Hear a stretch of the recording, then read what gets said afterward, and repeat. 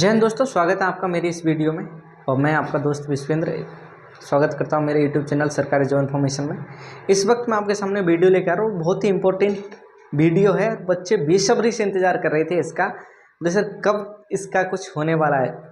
बहुत ही बंदों ने यूट्यूब पर पहले ही वीडियो बना दी, भर्ती आ गई, वैकेंसी आ गई, ये आ गई, लेकिन नहीं, जब तक हमारे पास कोई ऑफिशियली सबूत नहीं होता तब तक ये कहना गलत होता है कि हमारे पास वैकेंसी आ गई दोस्तों। लेकिन आज हमारे पास इसका ऑफिशियली सबूत है, इसलिए मैं ये वीडियो ला के आ रहा हूँ दोस्तों। मैं बात करने वाला हूँ दोस्तों उत्तर प्रदेश पुलिस की, यूपी पुलिस की।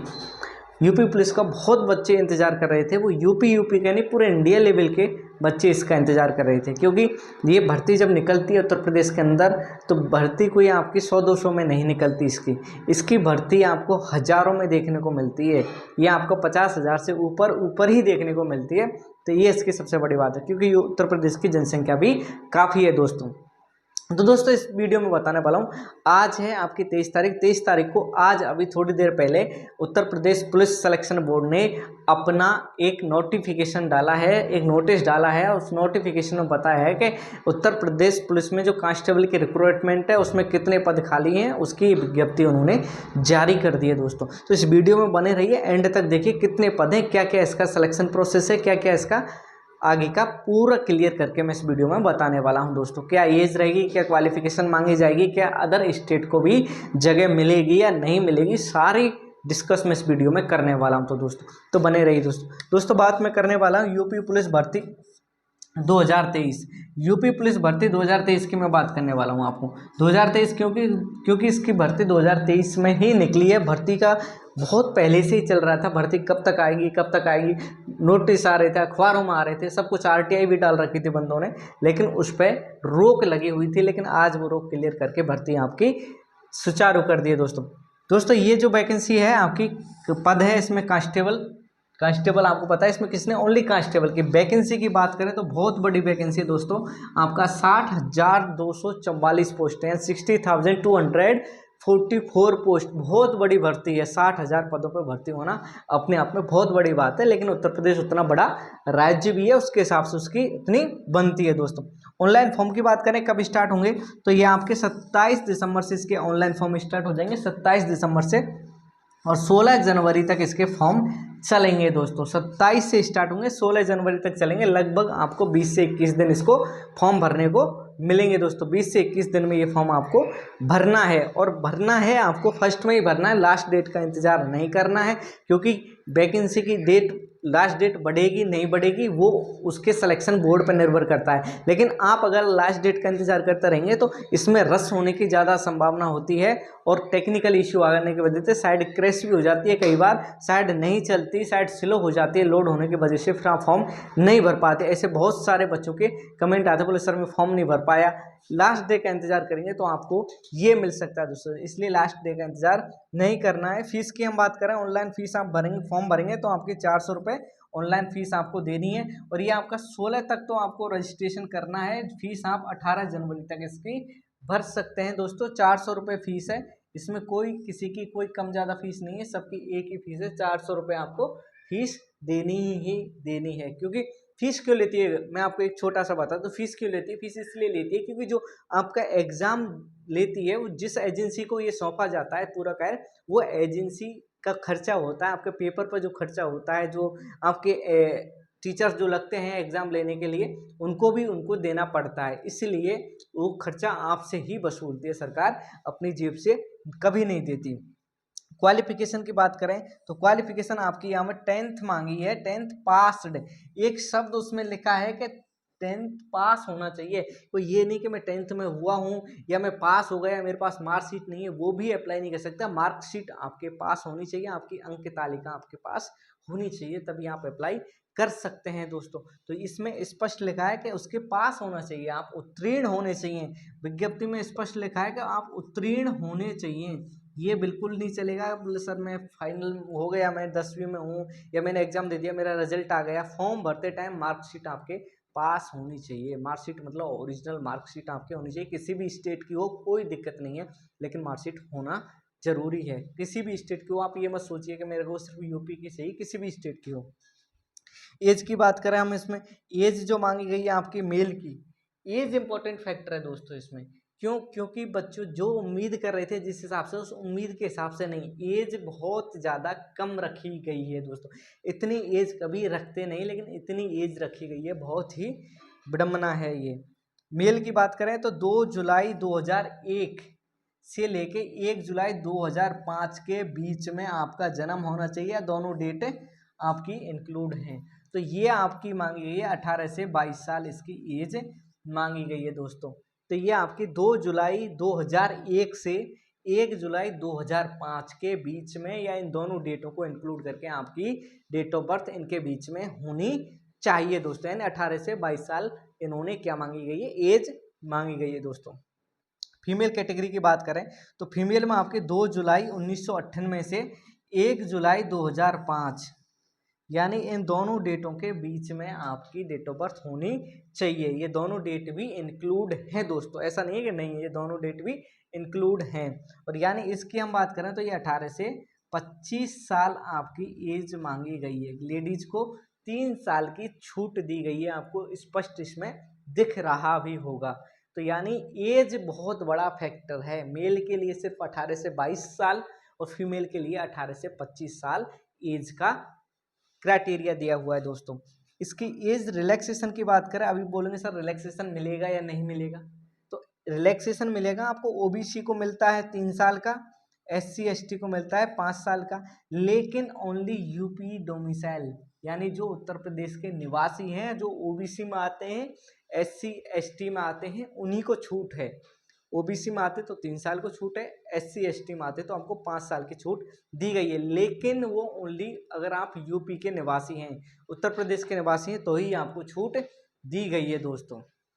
अगर अदर स्टेट से हैं तो अदर स्टेट का ये जितनी भी वैकेंसी है इसमें 5% कोटा होता है दोस्तों। आप फॉर्म किसी भी स्टेट के हो आप भर सकते हैं, उसमें आपका 5% जितना वैकेंसी इसके निकलेगा उतनी वैकेंसी आपकी उतनी वैकेंसी में आप फॉर्म अप्लाई कर सकते हैं दोस्तों। लेकिन आपको जो एज का क्राइटेरिया वो यही फॉलो करना है। अभी बात कर लेते हैं सैलरी। सैलरी आप सबको पता है कि 5200 से 20,200, यानी ग्रेड पे 2000 होता है, लेवल 3 में आते हैं दोस्तों। कोई भी हो आपका कांस्टेबल सिपाही जिसको बोलते हैं, उसकी सैलरी लेवल 3 ही होती है। वो आपका 5200 से 20,200 के बीच में ग्रेड पे 2000 पे काम करता है। तो सिलेक्शन प्रोसेस की, ये सिलेक्शन प्रोसेस समझना जरूरी है, आपने सबको समझ लिया तो सिलेक्शन प्रोसेस में बात करें, पहले होगा इसका एग्जाम इसका OMR बेस्ड होगा, यानी आपकी OMR शीट पे होगा, यानी आपको पेन कापी पे देना है, आपको लिख के बैठ के देना है, कंप्यूटर बेस्ड नहीं होगा, CBT CBE नहीं होगा, ठीक है। ये OMR बेस्ड होगा। OMR बेस्ड का मतलब होता है जिसमें आपको ऑप्शन पे गोला करना हो, पेन से भरना हो, ठीक है, उसको OMR बेस्ड एग्जाम बोलते हैं दोस्तों। जिसके अंदर प्रश्नों की संख्या की बात करें तो आपके 150 प्रश्न होंगे और 300 अंक के होंगे, यानी प्रत्येक क्वेश्चन आपका 2 नंबर का होगा दोस्तों। प्रत्येक क्वेश्चन 2 नंबर का होगा। नेगेटिव मार्किंग की बात करें तो 0.5 अंक नेगेटिव मार्किंग होगी, यानी अगर आपने एक गलत कर दिया तो आपका आधा नंबर काट लिया जाएगा दोस्तों। अगर आपने 4 गलत कर दिए तो आपका एक क्वेश्चन काट लिया जाएगा दोस्तों, वही 1/4 की ही नेगेटिव मार्किंग हो गई आपकी। इसमें हम सेक्शन की बात करें, 4 सेक्शन आएंगे आपके, A B C और D। ए में आपकी GK आएगी, B में आपकी जनरल हिंदी आएगी, C में आपकी मैथमेटिक्स आएगी और D में आपका रीजनिंग आएगा, यानी आपके अंक गणित और आपकी तार्किक जो जिसको रीजनिंग बोलते हैं वो आएगी आपकी। अब ये तो हो गया आपका फर्स्ट स्टेज, कौन सा, OMR बेस्ड एग्जाम। जब इसमें आप पास हो जाओगे फिर जाओगे आप PET PST देने। PET PST थोड़ा सा मैं आपको समझा दूं। PET होता है आपका फिजिकल एफिशिएंसी टेस्ट और PST होता है आपका physical standard test. Physical standard test का मतलब होता है कि आपके शारीरिक भार की बनावट जो आपकी देखी जाएगी, जिसके अंदर आपका जोश वो नहीं देखा जाएगा, उसके अंदर आपके हाइट, वेट, चेस्ट, या आपके PST में आते हैं आपका स्टैंडर्ड, जो बोलते हैं ना जनरली हम बोलते हैं कि आपका स्टैंडर्ड क्या है, तो वो स्टैंडर्ड देखा जाएगा, आपका शारीरिक स्टैंडर्ड कैसा है, ठीक है, यानी शरीर की बनावट कैसी है। तो उसके अंदर आपकी हाइट देखी जाएगी और PET के अंदर आपका एफिशिएंसी देखी जाती है कि आप कितने स्ट्रांग हैं, क्या कुछ कर सकते हैं। पीएसटी के अंदर आप मेल की बात करें, हाइट आपकी 168 सेंटीमीटर, ठीक है।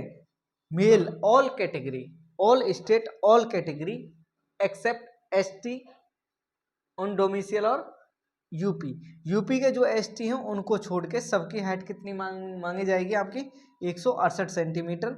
और अगर आप एसटी कैटेगरी से आते हैं और उत्तर प्रदेश के निवासी हैं तो आपकी 160 सेंटीमीटर में भी काम हो जाएगा दोस्तों। चेस्ट की बात करें हम तो चेस्ट आपका 79 सेंटीमीटर नॉर्मल होना चाहिए, 5 सेंटीमीटर का एक्सपेंशन देके ये आपका 84 सेंटीमीटर दिखाना है, 5 सेंटीमीटर का एक्सपेंशन देना है। अगर आप एसटी के हैं तो चेस्ट में भी आपको 2 सेंटीमीटर की छूट मिल जाएगी अगर आप एससी कैटेगरी के हैं, सॉरी एसटी कैटेगरी के हैं और उत्तर प्रदेश के निवासी हैं।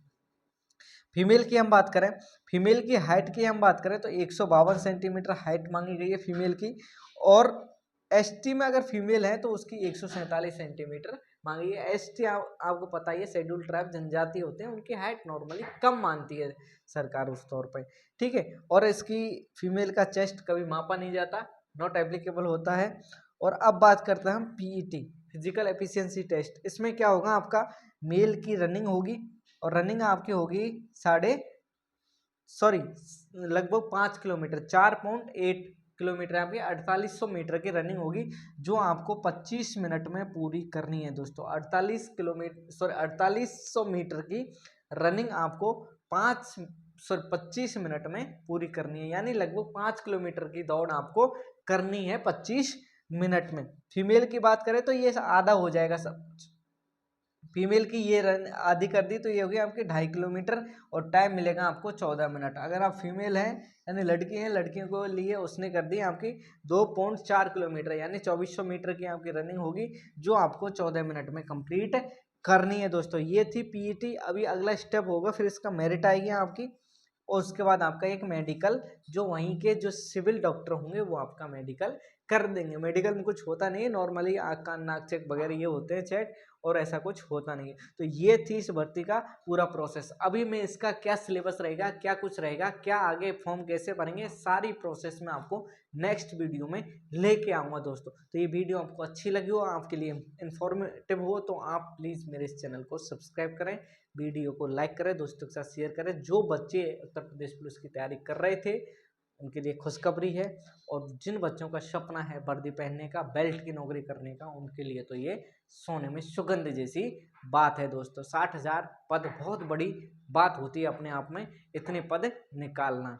तो दोस्तों ये थी उत्तर प्रदेश पुलिस की भर्ती जिसका बेसब्री से इंतजार कर रहे थे, उन्होंने आज नोटिफिकेशन जारी कर दिया है। मिलते हैं नेक्स्ट वीडियो में, तब तक के लिए जय हिंद।